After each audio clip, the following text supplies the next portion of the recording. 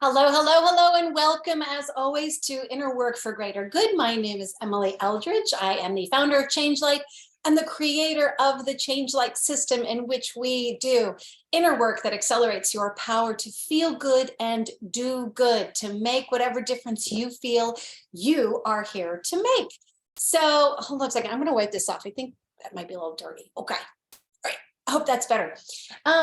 So I am recording this on January 4th, so right after what for most of us is a big holiday, couple of weeks of the, Hanukkah, Christmas, New Year's, Kwanzaa, all the exciting things that happen around the same time of the year, which usually means that we're also spending time with family. I understand some people don't spend much time with family because, frankly, some families just are not safe emotionally, physically, in any other way. But those of us, who do spend time with family, sometimes, even if we come from pretty healthy families, we can still run into some issues. I probably should have recorded this actually before the holidays, just to say, hey, just so you know, in case you run into this, you might want to handle it this way or that way. But since I did not think about it, I'm talking about it now, mainly because, as usual, when I got together with my family, there were some interesting dynamics. As always, because that's just the way it goes with family. So first of all, let's just establish that families are very complicated organisms. I mean, actually, organisms is probably a pretty good word, because it's like they have their own ecosystems, they have their own cultures, they have their own, sometimes there are certain leaders or people who lead different parts of it, and other parts that are more about, people who play different roles. And inherent within those systems is, can be, there's history, there can be trauma, whether it's generational or, inherited, or whether it's something that happened within the family system. There can be secrets, there can be, conflicts, whether they're overt or covert. There's a lot that goes on within a family system.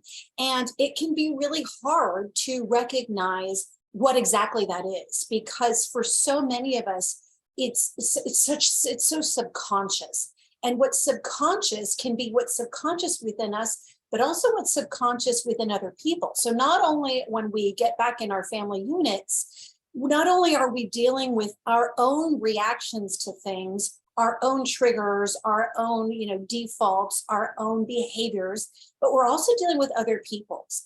And so what I've noticed for myself, it's been fascinating. A lot of the work that I've done for myself has been, healing some of those triggers from my own childhood, from my own family system and dynamics and unconscious, reactions that we all have to each other, or sort of the way the family has unconsciously tried to deal with one family member or another, or not deal with them, as it were. And so personally, for me, a lot of my work has been around, like, anytime I'm around my family, or anywhere, frankly, but let's just say in this case, family, I notice what's triggering me. What am I reacting to? And I spend some time noticing that, and also, why am I reacting that way? And then for myself, processing what's going on with me and healing those wounds that are the cause of my reactions. And that's a lot of what I do with my clients as well, because clients are also having to deal with their family members, and they're often confused, like, why am I having this reaction? I had someone who approached me a few months ago, and she said, I don't understand that every time I spend time around my parents, I just automatically revert to being a 13-year-old, and I don't understand why. And I said, well, there's all these subconscious things that are going on that you're not even aware of, that could have to do with you're just sort of falling back into an old pattern, which is just what happens oftentimes, and falling back into that old pattern, but also your parents can be falling back into an old pattern as well that doesn't work for you anymore.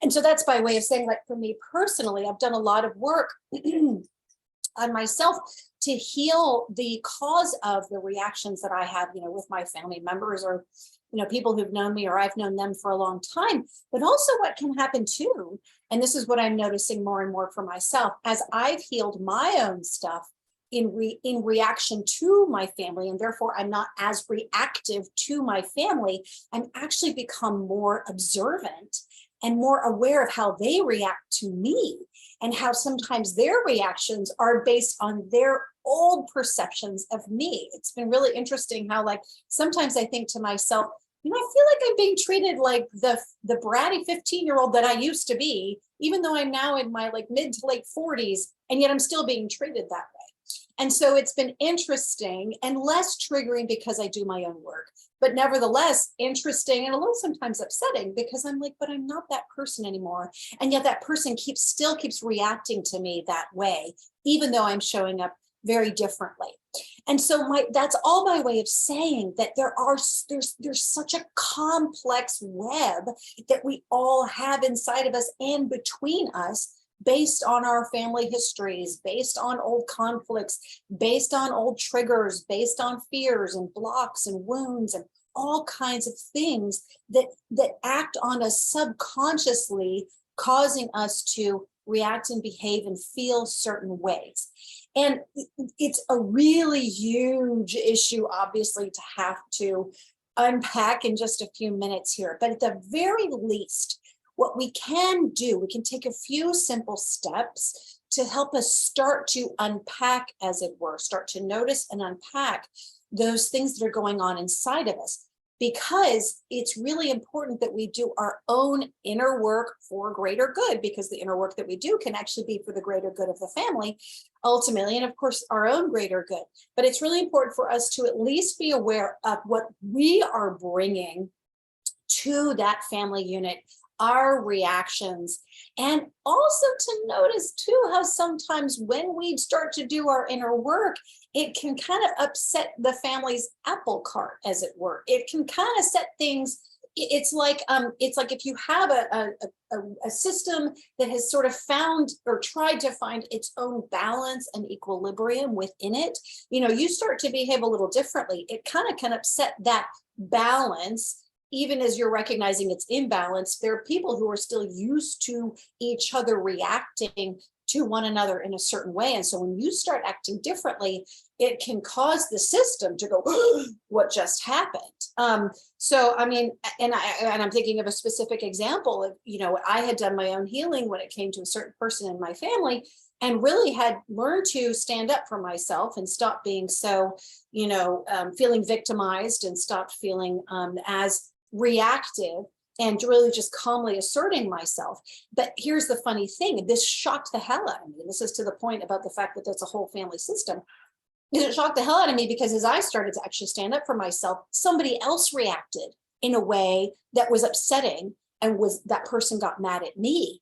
And I thought, whoa, this is really, like, it was like, what? But it's because I had started to assert myself and behave differently than the rest of the family typically had learned unconsciously to behave in response to this person. So here I was not playing the game. Now, no maliciousness among any of these people. We're not talking like bad people or evil, but just these unconscious modes of behavior and reactions and ways of coping and trying to cope within a family system in response to certain behaviors, and also based on their backgrounds that they brought into the family. So, I mean, it's just really, really complicated. But here are the certain things that I find that we can do to at least get started in unpacking some of these family triggers, family reactions, the system. So for one thing, notice. I already used that word. You got to start first and foremost by noticing. Just at the very least, just notice. Now, how do you notice? Because again, so much of this is so unconscious. A really good place to start is with your own body. Notice even before you enter the family system. Are you having any physical reactions? Are you having any mental thoughts? Are you having any ruminations?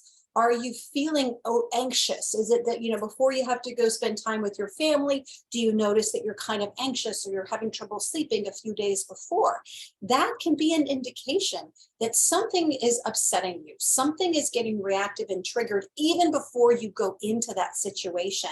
That part of you is starting to have, or maybe even get defensive. I mean, there are all kinds of reactions that we can have before we even set foot, because it's this, there's this apprehensiveness, there's this apprehension, there's this anticipatory reactivity that we're having. So first and foremost, you might even start by noticing before you go into the situation. And, it can come across as like a negative feeling. So it could be that you're feeling defensive or angry or frustrated or scared or upset or nervous or anxious, those kinds of things. But even, it sounds weird, but even like a positive. So for me, I noticed just a few years ago that I actually would have this kind of overly positive, hyper positive energy that I would bring into my own family. And it took me a while to notice this, but it was very old in that I'd become, not, you wouldn't see me looking like that, but internally, that's how it felt. I was sort of hyper, like this kind of energy. And as I noticed it, I'm like, wait a minute, this isn't comfortable. It's very familiar for me to feel this way, but it's not comfortable because I'm noticing that it's causing me to be sort of in a hyper energized state, as opposed to a calm and grounded one and responsive one. I wasn't being responsive, I was being reactive. That's not, just physiologically notice what that's like. That's not a healthy, in my opinion, not entirely a healthy reaction, and certainly not sustainable, and certainly meant that I wasn't fully present in the moment. I was behaving from something subconscious. And so then I unpacked that. So you might notice that before you even go into the situation, what are the anticipatory reactions that you're having before you even set foot? Then when you get into this situation with your family, notice physiologically what's happening. Notice how your behavior is different in that family unit compared to when you're not in the family unit, maybe when you're at work, or maybe when you're with your partner, or maybe when you're with your friends. How do you show up differently? That can also be an indicator of something that you're carrying subconsciously, that you're bringing in because of past conflicts or traumas or stories that you're telling yourself. So notice that.